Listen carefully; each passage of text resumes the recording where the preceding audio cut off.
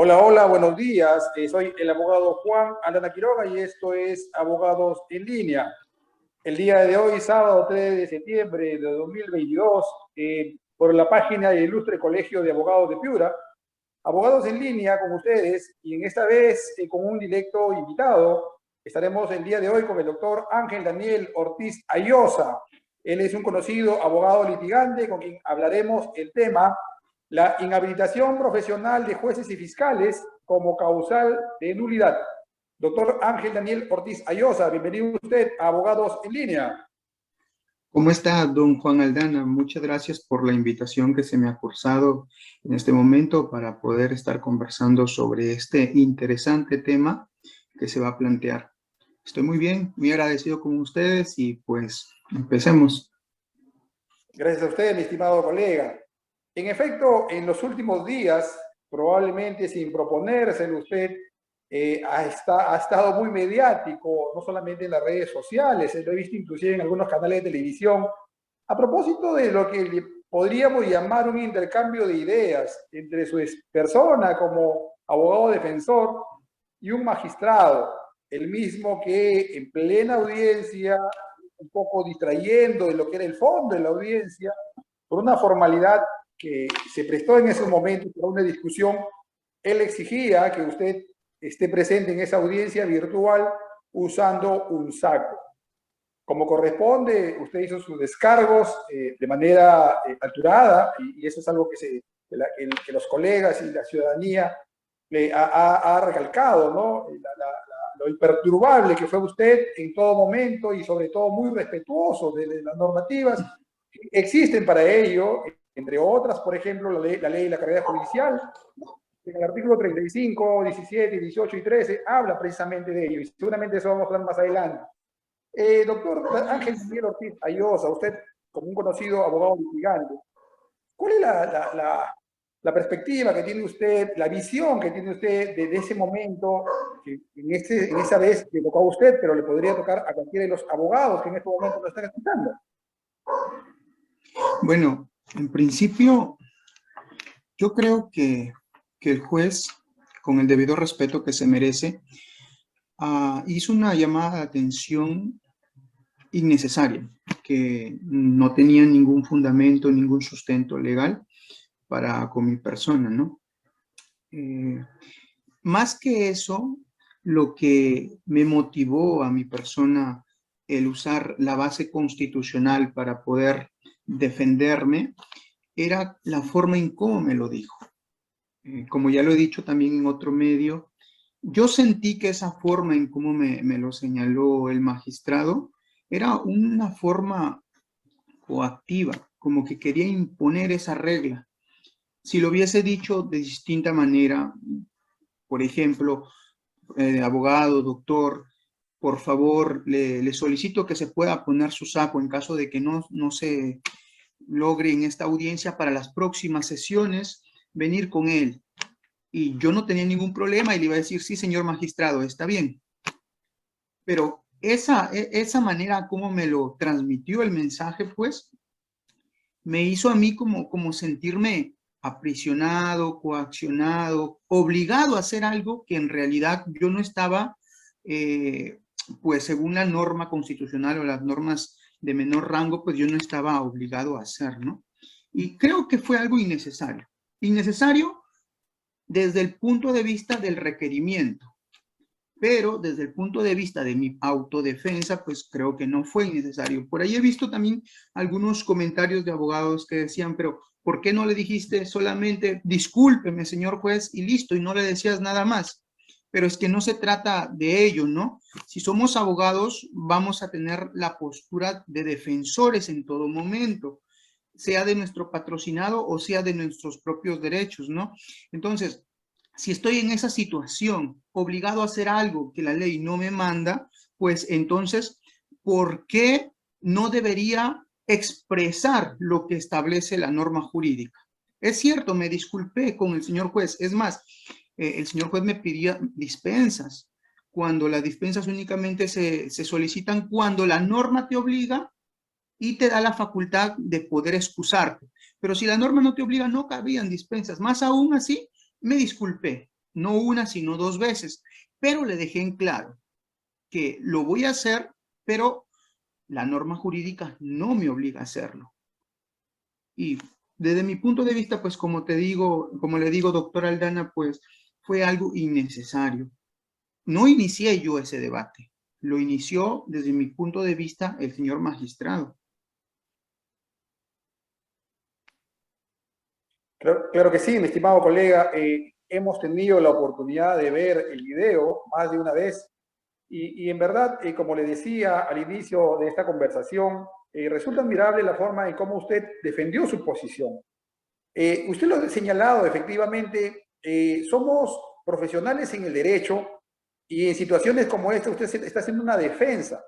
Hay un patrocinado que está al costado suyo, que ha confiado en su persona para que le defienda los derechos de él y de modo alguno usted permitiría o ningún abogado debería de permitir que delante de alguien que usted está defendiendo permita que los derechos del patrocinante, del abogado, sean conculcados.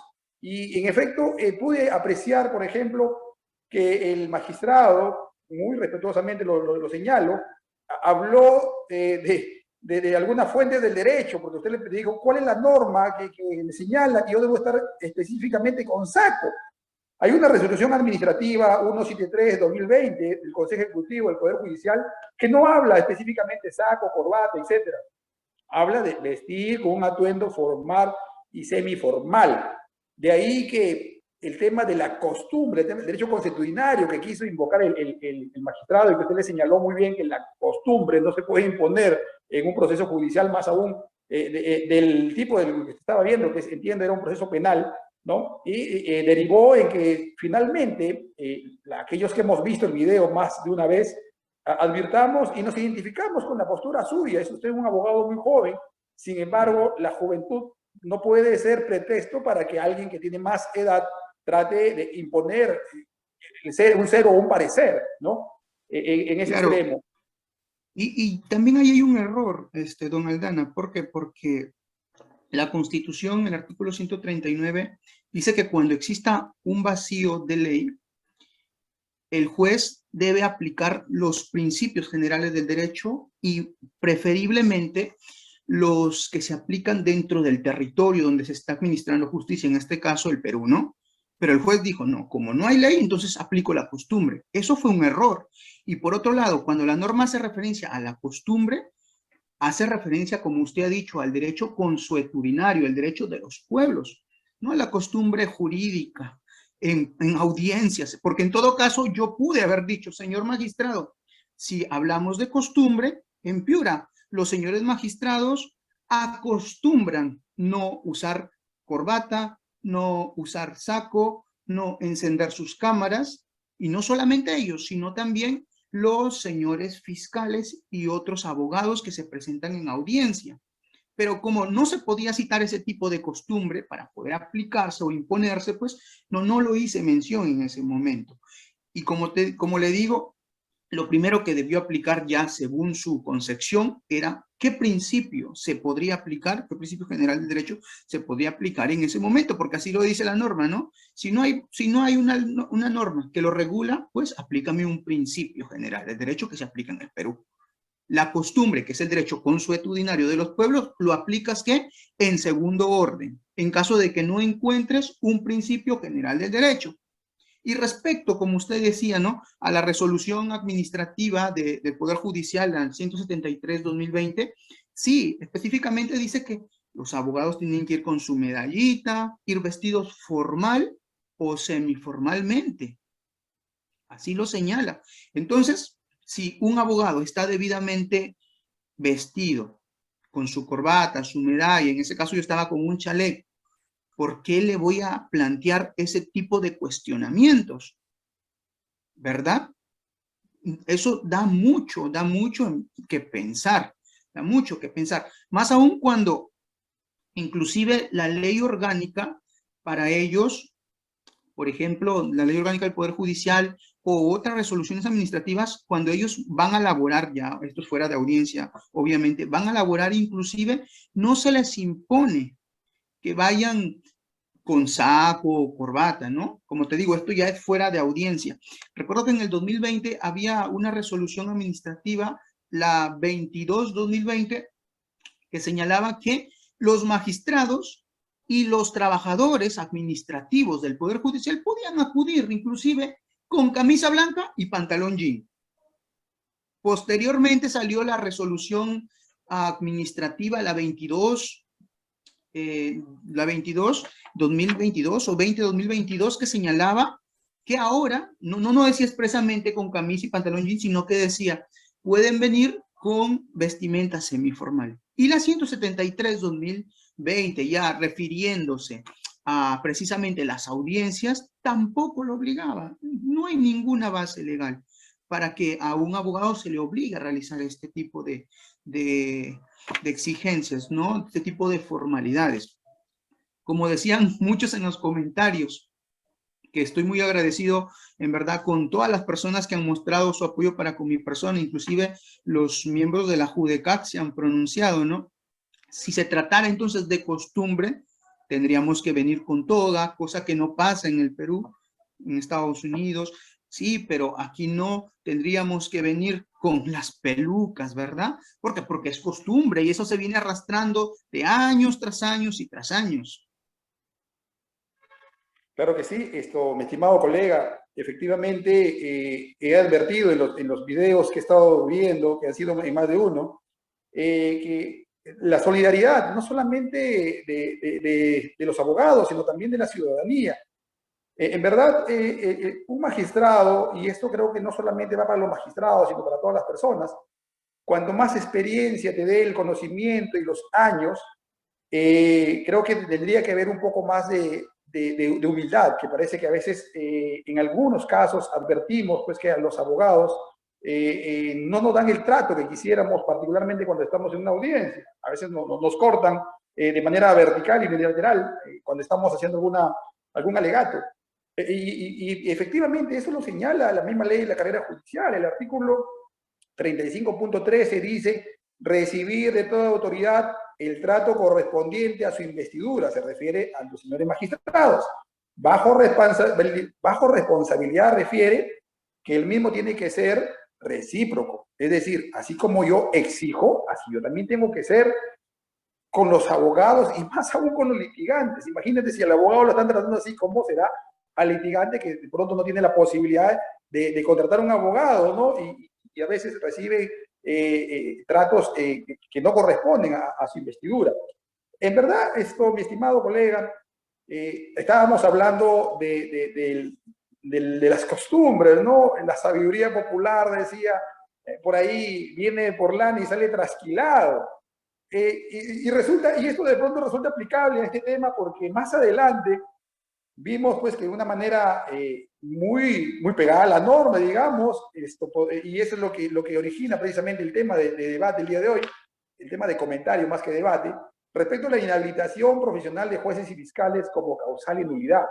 Es decir, que usted, como muchos abogados, porque yo también lo he visto en una sala, inclusive con un magistrado piurano, en el cual usted hace referencia, por ejemplo, solicita la nulidad de todo el actuado en el sentido de que uno de los integrantes de esa sala penal, un juez superior, antes llamado vocal, no estaba habilitado en su colegio de abogados. Y respecto de ello, usted pidió una nulidad de hecho, y de hecho que advertí que le dieron. ¿Cuál es el comentario que le trae precisamente esta situación en el sentido de que algunos, así como hay muchos abogados, también habrán muchos o algunos jueces y fiscales que no están habilitados y pese a ello siguen ejerciendo como tales? ¿Cuál es su comentario al respecto? En principio, don Aldana, es que lo que se planteó no es que salió de nuestro capricho, no es que salió de nuestra voluntad de querer hacerlo así, ¿no? Esto se desprende, pues, de la propia norma jurídica. La norma jurídica, si nosotros nos vamos a la ley de la carrera judicial, el artículo 4.3 de la ley de carrera judicial señala que los jueces, los magistrados, para poder ingresar y para poder permanecer dentro de la carrera judicial, ¿qué tienen que hacer? Pues, entre otros requisitos, estar en condición de hábiles, ¿para qué? Para el ejercicio de la carrera profesional, ¿verdad? Y como este era un juez de Piura, entonces esta norma nos deriva a una norma administrativa, que es el estatuto del colegio de abogados respectivo donde se encontraba colegiado. Y si nosotros nos vamos al artículo 9 del Estatuto del Colegio de Abogados de Piura, el artículo 9 señala que los abogados, para poder ejercer la profesión en el Distrito Judicial de Piura, tienen que encontrarse habilitados, ya sea para que le ejerzan en ámbitos públicos, sea para que le ejerzan en ámbitos privados, tienen que encontrarse en estado hábiles. Y eso incluye, dice ese artículo, el pago de sus cuotas mensuales. Y efectivamente, el señor magistrado en ese tiempo, que por cierto resultó ser un magistrado muy honorable porque él mismo emitió un voto en contra suyo, más adelante lo voy a comentar, pues no había cumplido con esto, con el pago de sus cuotas, se había atrasado, y al momento que le tocó resolver, pues, porque era un colegiado, y con el Código de Procedimientos Penales, eran 3 vocales en ese momento, y al momento de someter el voto señalaron que hubo un voto discordante, sí, pero 2 de ellos, uno de ellos el presidente y otro el que estaba inhábil, porque para esa fecha ya se había habilitado. En ese momento, el que estuvo inhábil, muy respetuosamente y muy honorablemente, votó a favor de la moción. ¿Por qué? ¿Y qué señaló este colegio, este órgano? Señaló que el magistrado o el tribunal tiene que darle a la sociedad esa imagen de justicia y tienen que darle a la sociedad esa imagen de que ellos, así como aplican la norma, también tienen que cumplir con la norma. Y como están obligados a cumplir la norma y para poder evitar próximamente unas posibles nulidades, entonces, pues se van a aceptar la nulidad que se ha planteado antes. Es mejor aceptar la nulidad antes que después, una vez que ya avanzó todo. Y así lo establecieron mediante una resolución y entonces declararon la nulidad. Hay muchas personas que dicen, pero no tiene que ver nada la inhabilitación por el pago de cuotas. Pero es que no se trata de lo que digamos nosotros, se trata de lo que dice la propia norma de manera expresa. Lo mismo sucede con el Colegio de Abogados de Lima, con la diferencia de que su sistema no dice inhábil, su sistema dice inactivo. Y según la Real Academia Española, pues inactivo significa que no puedes activar, no te encuentras en ese tipo de condiciones. Pero cuando nosotros nos vamos a su estatuto, también recoge esta figura de manera muy similar, que el abogado, para que pueda gozar de los derechos, y dentro de esos derechos está el patrocinio o el desarrollar actividades en entidades públicas, pues tiene que encontrarse en condición activa. Y si no paga sus cuotas, dice el Colegio de Abogados de Lima, pues su condición va a ser inactiva. Y como consecuencia, haciéndose una interpretación a contrario sensu, pues no podría gozar de esos derechos, y uno de esos derechos que vienen de ese deber de haber cumplido con el pago de las cuotas, pues no podría ser ejercitado, sea por cualquier abogado, sea uno que ejerza como abogado litigante independiente, como dice la Ley Orgánica del Poder Judicial, abogado patrocinador, o como un abogado en la condición de magistrado, y como lo exige la ley de la carrera judicial, o como abogado de la parte del Ministerio Público. Pero ¿dónde viene el punto de la nulidad? Si nosotros nos vamos al artículo 150 del Código Procesal Penal, este artículo 150 recoge la figura de la nulidad absoluta. Y dentro de esos presupuestos de la nulidad absoluta, señala, mira, te leo así literalmente: no será necesaria la solicitud de nulidad de algún sujeto procesal y podrán ser declarados aún de oficio. Los defectos concernientes a, y dice, al nombramiento, capacidad, constitución de los jueces o salas. Y dentro del término de capacidad, pues, no solamente se refiere a la competencia del juez, sino propiamente a su capacidad, y esa capacidad tiene que ser exigida por la ley. Y si la ley te dice que para que tú tengas capacidad de poder mantenerte en el cargo, tienes que estar hábil y no cumples con ese requisito, se está incumpliendo o afectando, o mejor dicho, se está configurando lo que está recogido en el artículo 150 del Código Procesal Penal, y eso sería una causal de nulidad. Y eso mi colega en el proceso que está ahora desarrollándose, el proceso de juicio oral, lo planteó. Y yo lo defendí también. ¿Por qué? Porque resultó lógico. En un momento, sí, también lo planteé aquí en Piura, fue amparado, y en esta oportunidad, pues en el proceso que tenemos en Lima, fue mi colega quien lo planteó y yo le amparé. ¿Por qué? Porque resulta lógico de la norma jurídica, de la norma procesal. Y ojo, algunas personas decían, no, pero tú lo que haces con esto es hacer que dos personas corruptas ganen tiempo, se nulifique el proceso en favor de ellos. Y no era así, mira, ¿por qué? Porque este proceso que se viene siguiendo en contra de nuestros patrocinados ya se ha conocido en un primer momento. Y el juez que los declaró absueltos por insuficiencia probatoria. Pero se equivocó al realizar la sentencia, el fiscal la apeló y en segunda instancia dijeron, ¿sabes qué? Te faltó hacer la motivación conjunta. Has hecho la motivación individual, pero no la conjunta. Entonces, vamos a nulificar el proceso y de nuevo repitas el juicio. Pero fue por un error del magistrado. ¿Por qué? Porque no hizo esa valoración conjunta. Sin embargo, nuestros patrocinados ya fueron declarados absueltos en un primer momento en un juicio oral, cuyas audiencias pues fueron como más de 20 audiencias, no te miento, fueron más de 20 audiencias en las que se desarrollaron y fueron declarados absueltos. Entonces, si ellos ya tienen, sí, está bien, fue declarado nulo, ¿no? Pero en un primer momento ya fueron declarados absueltos. Entonces, como que ya tenemos esa idea, no solamente nosotros sus abogados, sino todos, de que posiblemente van a ser declarados absueltos nuevamente. Entonces, ¿por qué no voy a utilizar todas las armas que tenemos a nuestra disposición para luchar porque se lleve o se desarrolle un proceso adecuado?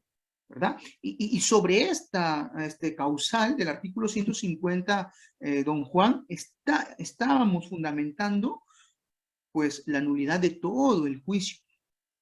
Y entre otros actos que vamos a plantear, ¿no? Porque uno de los requisitos que debe cumplir el juez es que éste sea un juez imparcial. Y como que este juez da la apariencia de no ser imparcial. Da la apariencia como que tiene algún tipo de favoritismo para con el Ministerio Público, a favor del Ministerio Público. Porque me llama la atención, por no llevar un saco, pero el Ministerio Público se presenta con un número, un registro de colegiatura que no le corresponde, y aparte también se encuentra inactivo para ejercer la profesión. Pero dice, bueno, respecto al primero es un error material, respecto al segundo no tiene relevancia para el proceso. Infundado. Y resolvió así. Pero abrió todo un debate por el tema del SAP. ¿Eso qué nos hace ver?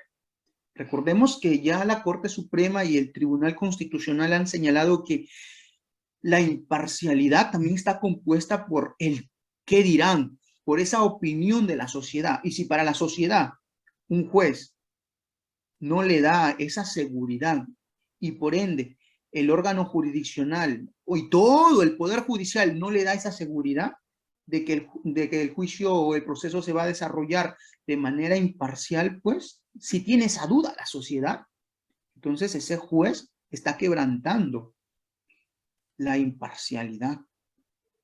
Y así lo han establecido, así lo han establecido.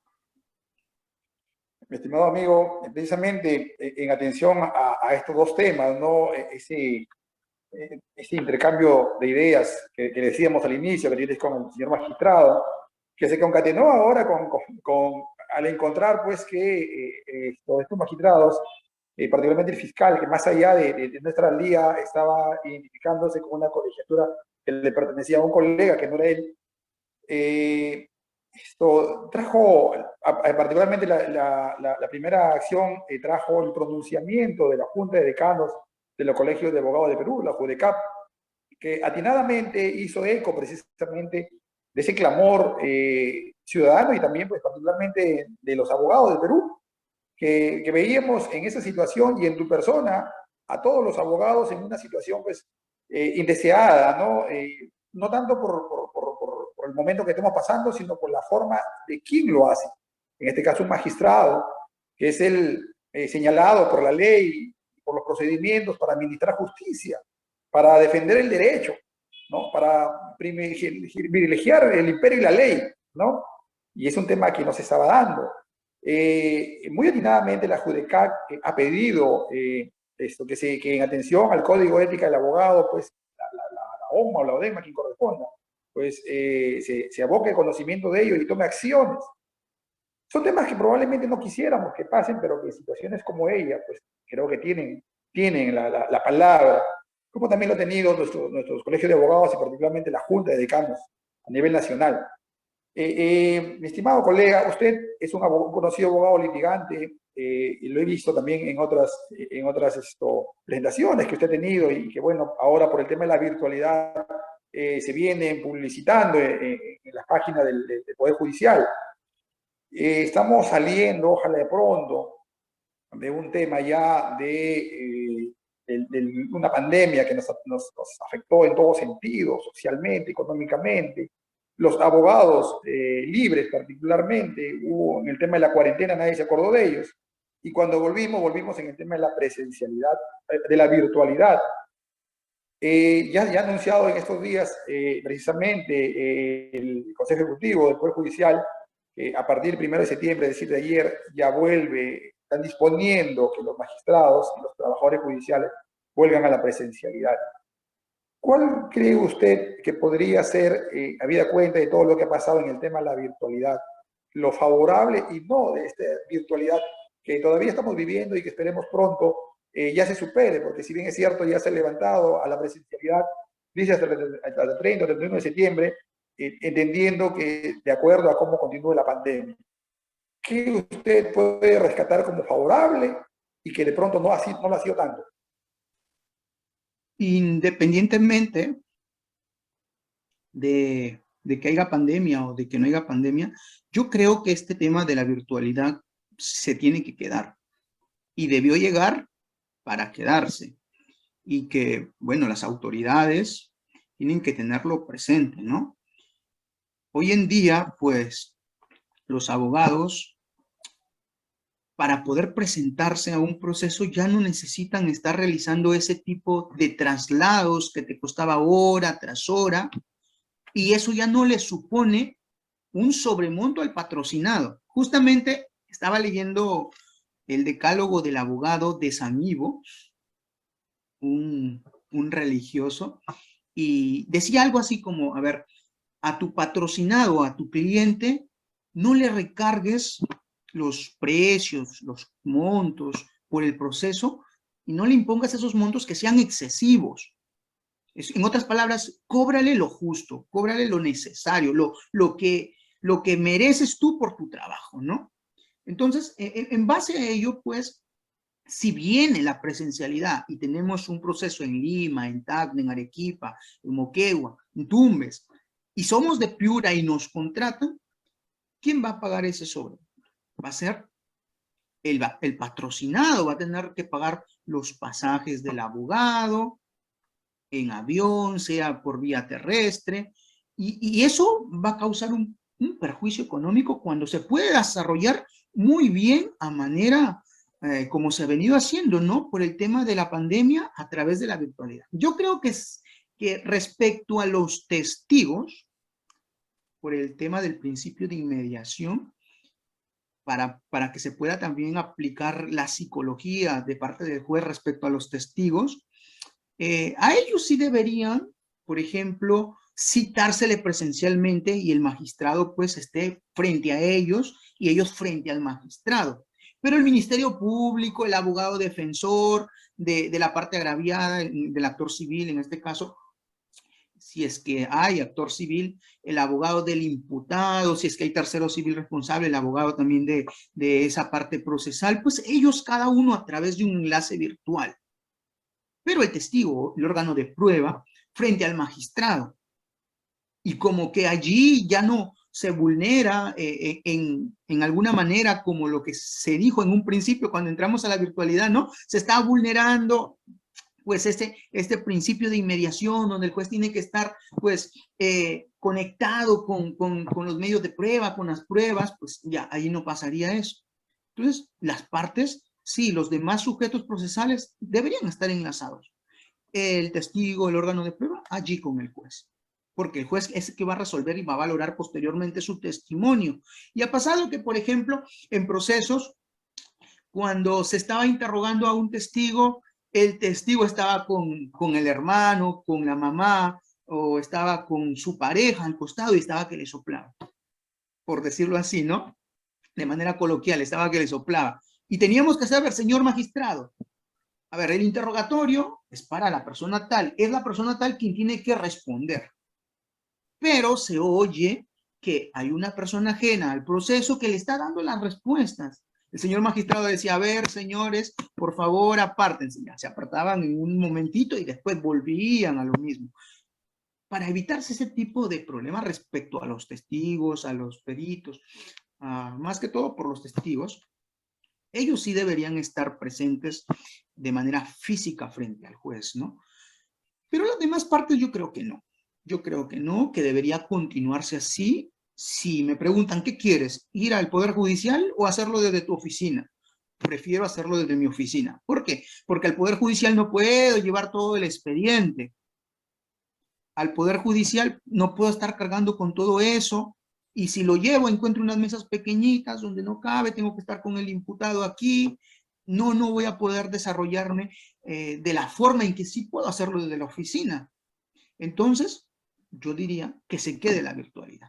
Sería un error, desde mi punto de vista, el regresar a las audiencias presenciales. Sí, hay abogados que incluso se han parado a exteriores del Poder Judicial diciendo queremos que vuelva la presencialidad porque no nos atienden. Y por una parte, es cierto, ¿no? Que hay trabajadores del Poder Judicial con el respeto que se merecen los demás, pero hay ciertos trabajadores como que no le ponen empeño a lo que están realizando, ¿no? Me acuerdo que estábamos en una queja ante el órgano de control interno y en su descargo decía, no, pero es que yo estaba en mi casa haciendo trabajo, bueno, no estaba en la oficina y estaba en mi casa y no pude acceder al expediente, por eso no lo pude resolver. Y yo haciendo una absolución, le señalé al señor competente, al señor del órgano desconcentrado de control interno, pues, a ver, ella dice que estuvo en su casa, que no tuvo acceso al expediente y por eso no lo desarrolló por no sé cuántos meses, 12 meses, 10 meses, por allí. Pero ella ha seguido percibiendo su sueldo. A ver, si venía percibiendo su sueldo y no ponía pretextos para percibir su sueldo cuando el trabajo era remoto, ¿por qué pone pretextos cuando tenía que cumplir con su obligación que le establece su puesto de trabajo, ¿no? Que le exige su puesto de trabajo? Sí es cierto, pero para esas personas que no quieren realizar sus funciones existen otros medios, ¿no? Por ejemplo, tenemos las quejas. Y si el órgano desconcentrado o si es que las personas encargadas de ello no quieren tramitarlo, también se le queja delante de su superior. Y así consecutivamente, se van descartando. Es trabajoso, laborioso, sí, pero más o menos se tienen que ir ordenando las cosas. Y por el hecho de que estén presencialmente, esas cosas que ya se vienen arrastrando desde la presencialidad no van a cambiar. Porque desde la presencialidad existía la OUMA, la ODEGMA, ¿no? Para quejar a los magistrados, para quejar inclusive a sus asistentes. No va a cambiar. Entonces, poco a poco, ¿cómo lo podemos cambiar? Con nuestras acciones, haciendo uso del derecho. Si el derecho me permite a ella, a esa persona, quejarle, pues le quejo. Y si el derecho no me permite hacer algo, no lo hago, porque me lo está prohibiendo, ¿no? Justamente ayer hablaba con mi colega y me decía, es como en el golf. En el golf nunca debes dar una ventaja a la otra parte. Si la norma te permite levantar la bola y limpiarla, pues levanta la bola y límpiala. No te confíes que la estás mirando y está limpia, no. Haz uso de esa regla que te otorga la norma. Pues traigo esa partecita para decirle a los abogados, haz uso de esa facultad que te da la norma para poder, pues, hacer que se mueva el sistema. Y regresando a la pregunta que me planteaste, que me planteó usted, don Juan, pues no, yo prefiero estar desde mi escritorio, detrás de una cámara, se desarrolla mejor la audiencia así, que estar presencialmente, de verdad. Y yo, no solamente soy yo, he visto varios pronunciamientos por allí en Facebook de los abogados que están diciendo, volver a la presencialidad es un error. Es un error. Yo comparto esa postura, ¿no? Es un error. Debe quedarse el aspecto de la virtualidad para los abogados y los abogados, todos los abogados, sean jueces, fiscales o lo que fuera. Completamente de acuerdo, mi estimado colega. En efecto, hay una frase que se acuñó en plena inicio de la pandemia, ¿no? La tecnología y particularmente la virtualidad ha venido para quedarse, ¿no? Y en muchos aspectos, ¿no? Algunos, por ejemplo, pudimos capacitarnos, llevar maestrías incluso de manera virtual, ¿no? Yo, por ejemplo, a mi promoción, en una maestría que hice, nunca nos logramos juntar ni siquiera para el momento de cuando nos graduamos, ¿no? Pero en verdad, ¿qué permitió? Yo tenía compañeros de estudios que eran ecuatorianos, por ejemplo, ¿no? Y ellos decían, en todo lo malo que bien, decían, pues, porque el tema de la virtualidad, porque todo lo que le significaba viajar, pues, desde Quito hasta Piura, desde Guayaquil hasta Piura, la provincia de Los Ríos hasta Piura, ¿no? Y en verdad, económicamente les sirvió mucho y aquella persona, bien dicen que en la universidad, en el colegio, etcétera, no tanto son los profesores ni la infraestructura, sino el empeño que le pongas tú a lo que estás haciendo, pues, ¿no? Lo que hagas, hazlo bien, siempre hemos escuchado, pues, ¿no? Y si me tocó, pues, estudiar en la virtualidad, pues, tengo que hacerlo mejor, pues, ¿no? Y de pronto mejor que ir a un aula, ¿no? Con todas las comodidades de mi hogar. Y bueno, en idéntica forma, el tema de esto, las audiencias virtuales, por ejemplo, muchos colegas en estos 2 últimos años, si bien es cierto, al principio de la pandemia, la cuarentena, el encierro, fue muy fastidioso, golpeó económicamente, anímicamente, etcétera. Pero de pronto conozco amigos y colegas que han estado litigando ya no solamente en Piura región, tienen Tumbes, tienen Lambayeque, tienen Arequipa, temas que jamás lo habían visto, jamás lo habían tenido, y que seguramente en estos momentos o van a pasar dos cosas. O cambian de Inclusive, abogado, perdón, doctor, inclusive, o cambian de abogado o recargan los costos, y eso sí les sería lamentable. inclusive al estudio jurídico han llegado casos de Alemania para poder También, representarlos de otros países, un caso de Alemania, otro de España, España, claro. Sí, y esto ha sí. facilitado la virtualidad. Tiene que quedarse, don Aldana, tiene que quedarse. Sí. Estoy preocupado porque teníamos en octubre, tenemos una continuación de Vista la Causa para un tema precisamente, me haces acordar con una patrocinada de España, no sé cómo ir a hacer para ello, finalmente situaciones como estas, ¿no?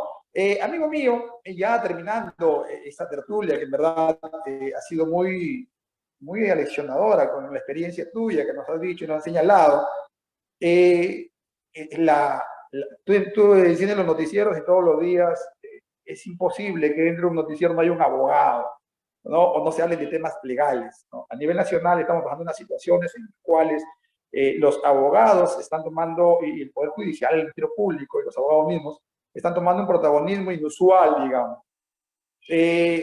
¿Cuál cree usted que debe ser el patrón para que un abogado defensor particularmente no cruce esa delgada línea que hay entre lo ético y lo antiético y lo legal y lo ilegal cuando de defender a alguien se trata? ¿No? A veces hacen entrevistas a tal o cual patrocinado y tantas cosas que uno lo mira y dice, caramba, no necesito ser abogado para saber pues, que algo no está diciendo bien, ¿no? En estos días, por ejemplo, ayer, Hilder 13 habla pues que un conocido del ministro ya estaría en Venezuela y cuando su abogado jura y rejura que se encuentra acá y que se va a presentar y que está evaluando, por ejemplo, una colaboración eficaz. Al margen de que sea o no verdad, ¿cuál cree usted que debería ser los parámetros que un abogado debería autorregularse para no cruzar esa línea? En principio, don Aldana, cabe recalcar algo que muchos, ya que tocaste los medios de comunicación, muchos de los medios de comunicación olvidan. Es cierto, ¿no? A veces los medios de comunicación se ponen en la situación de un abogado, asumen la posición de un abogado cuando no lo son en su gran mayoría, porque hay algunos periodistas que sí, que son de la carrera, ¿no? Pero hay unos que no, y olvidan eso importante que es la presunción de inocencia. Entonces, empiezan a decir, oye, pero hay este elemento de convicción, hay este otro elemento de convicción, no sé, dependiendo del estado del proceso, hay un medio de prueba que dice esto, otro, y dicen, ya, tu patrocinado, concluyen, hacen conclusiones, es culpable. Es culpable. En principio, la parte de la prensa tendría que aprender a presumir, no en contrario a la norma, ¿no? Sino a presumir de acuerdo a lo que dice la norma. Si la norma dice que pues, tengo que presumirlo inocente, lo tengo que presumir inocente. Si hay elementos de convicción, no concluir. No, pero el elemento de convicción dice esta cosa. Ya, culpable, culpable, culpable. Y por otro lado, el abogado, creo yo, no tiene que relacionarse personalmente con el caso. No tiene que relacionarse, porque hay abogados que lo hacen personal el proceso, y el proceso no lo puede ser personal. Decía Couture en su decálogo de abogados, decía, olvida. Más o menos así decía, olvida. Que cuando tú estás llevando el proceso, el proceso, y tienes un enfrentamiento con el juez, con el fiscal, con otro abogado, pues esa batalla se queda allí. Una vez que termina y sales a la vida cotidiana, pues entonces ya no eres su enemigo del juez, ya no tienes que enfrentarte a la prensa ni nada. Pero el problema de muchos abogados es que lo hacen personal, no olvidan. Yo recuerdo que a un colega en una oportunidad veíamos que su patrocinado iba a ser condenado y éramos de la parte del actor civil y le dije, ¿sabes qué? Hay que reunirnos para poder llegar a un acuerdo, más aún cuando la norma te permite llegar a acuerdos, ¿verdad? No es que tú vayas a faltar a la ética por citar al abogado de la otra parte para poder conversar el tema de un acuerdo, si la norma inclusive te lo permite. Y el abogado dijo, no. Es más, llevé cursos con él y yo le he considerado un buen amigo, ¿no? Pero no por considerar un buen amigo voy a confundir la amistad con el proceso y nada de eso. Todo era tema profesional. Y me dice, ¿sabe qué? Señor Ángel Daniel Ortiz Ayosa, me dice, yo estoy representando un proceso contra su patrocinado tal. Y otro proceso en contra de mis patrocinados, donde su patrocinado es la parte accionante, tal. Y por lo tanto, creo que no es ético que nos reunamos. Pero ¿por qué no es ético? A ver, ¿por qué haces el caso personal? Entonces, he allí el problema de muchos abogados.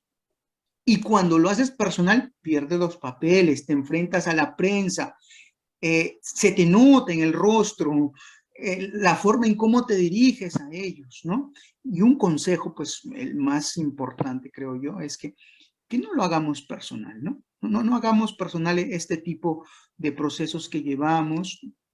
el cliente está bien, tenemos que pelear por él, está bien, pero la pelea es ¿en dónde? En el proceso. No me voy a poner a discutir con un periodista que sí, que esto, que esto, que esto, que esto otro. Pero si eso no va a ayudar en nada al proceso, es un desgaste, al contrario, desgaste de tiempo, de esfuerzo, te desgastas la garganta hablando con el periodista, tratando de convencerlo cuando él no va a ser el que va a dar el veredicto. Él puede decir muchas cosas, pero ¿quién va a dar el veredicto? Va a ser un magistrado que conoce el derecho. Se presume que conoce el derecho, ¿no? Principio de Iuria Novi Curia. Entonces, ¿por qué me voy a discutir con un periodista? ¿Por qué voy a asumir esa posición? Como que si yo fuera el familiar o como si yo fuera el imputado, como si yo fuera el que está en esos zapatos. No, no tenemos que mezclar. Una vez que se acaba el proceso, una vez que salimos de la audiencia, una vez que estamos con la sociedad, olvidemos que esa batalla no es contra mi amigo, no es contra el señor periodista, no es contra el otro, no. La batalla es contra el Ministerio Público cuando éste esté ejerciendo sus funciones. Pero cuando ya no está ejerciendo sus funciones, ¿qué tal, señor fiscal? O por su nombre, ¿no? La mano, un café, no hay problema. Pero si lo hago personal, me voy a estar peleando con todos, con todos. Un viejo adagio propio de la carrera dice que los clientes pasan, pero los jueces quedan, pues, ¿no? Si me voy a meter con la verdad de un cliente y pelearme con el fiscal, y no lo hablo al fiscal en los pasillos, pues que estoy fuera de foco, pues, ¿no? Es lo que un poco... Y en algo que caen es en decir esto: mi patrocinado es inocente, dice. Esa es la verdad. Y hay un enfrentamiento de verdad. El periodista le dice, no, la verdad es que es culpable. Y el abogado, no, la verdad es que es inocente. Oye, en principio, en el proceso penal no se determina la verdad. La Corte Suprema lo ha dicho, es un grado de certeza. ¿Y tú qué sabes, señor abogado, cuál es la verdad? Tú todavía estás en vías de poder acreditar tu teoría del caso. No llegas ni a la certeza y dices, la verdad es que mis patrocinados son inocentes. No, mejor abstente de decir ese tipo de comentarios, ¿no? Porque cuando dices eso, parece que te estás involucrando con el caso, parece que te estás relacionando, personificando en ese proceso, y lo cual no debe de ser así, no debe. Ahí hay el riesgo de lo que la prensa llamó el brazo legal de la organización, ¿no? Cuando hay esos temas, ¿no? Cuando ya se ha cruzado esa línea que le digo. Pero una cosa es ser quien defiende un caso, ¿no? Creo en la persona que estoy defendiendo, busco los mejores argumentos fácticos y legales para hacerlo, y otra cosa es participar con él en lo ilícito que está haciendo, con él o con ellos. Mi estimado colega, doctor Ángel Daniel Ortiz Ayosa, en verdad, siempre será un placer conversar con usted a nombre de Abogados en Línea y el Ilustre Colegio de Abogados de Piura, en la persona de su decano, el doctor Martín Castillo Nizama. Queremos agradecerle, pero también señalarle que nos solidarizamos con este mal momento que usted ha pasado, que personifica seguramente aquellos hechos que no han salido a la luz porque no se han transmitido en vivo, como sucedió con ello, pero que esto sí sirva para que tanto abogados como magistrados, Poder Judicial y Fiscalía actúen de la mejor manera, teniendo en cuenta que el respeto mutuo es la llave para cualquier situación que nosotros busquemos para bien de la sociedad. Nos gustaría escuchar a manera de conclusión algún tipo de mensaje o reflexión que tendría para nuestros colegas a propósito de los hechos que sucedidos en estos días con su persona. Muchas veces veo en las redes sociales, más que todo en el TikTok, comentarios así como que danos un consejo para poder desarrollarnos como abogados. Y he visto que los decálogos del abogado, bueno, hasta ahora conozco 3, el de Couture, el de Ángel Osorio Gallardo y el de San Ivo, pues son excelentes reglas a seguir. ¿Quieres ser un buen abogado? Aparte de conocer la norma procesal, de conocer bien el derecho, conoce esos mandamientos. Haz los tuyos, eso sí, haz los tuyos para que te puedas conducir bien. Hay un mandamiento que dice que el abogado no tiene que asumir casos injustos. Y hay abogados que muchas veces asumen ese tipo de casos. No porque al patrocinado se le esté imputando violación, narcotráfico, homicidio u otras cosas, sino porque sabemos que ese proceso está perdido porque los elementos de convicción o medios de prueba en su momento vinculan directamente y nos hacen prever una condena y le decimos al patrocinado, ¿sabe qué? Yo lo puedo sacar. Yo lo puedo sacar. En ese caso yo considero que estás defendiendo un caso injusto. ¿Por qué? Porque le estás haciendo una injusticia a tu patrocinado. Le estás mintiendo. Pero existen muchas personas así. Entonces, estos lineamientos tenemos que verlos, leerlos, hacerlos propios, aplicarlos en la vida cotidiana. Ese sería mi consejo, estimado amigo Aldana. Te agradezco por la invitación que me has hecho a este programa, agradezco al Colegio de Abogados de Piura, pues, y hasta otra oportunidad, pues, si me invitan, voy a estar aquí con mucho gusto conversando con ustedes. Muy amable colega, y a todos nuestros seguidores, invitarlos el próximo sábado a partir de las 10 de la mañana para una tertulia como esta, con un invitado como el que hemos tenido el día de hoy. Muchas gracias, doctor Daniel Ortiz Ayosa, muy amable. Hasta luego, un abrazo a la distancia, hasta luego.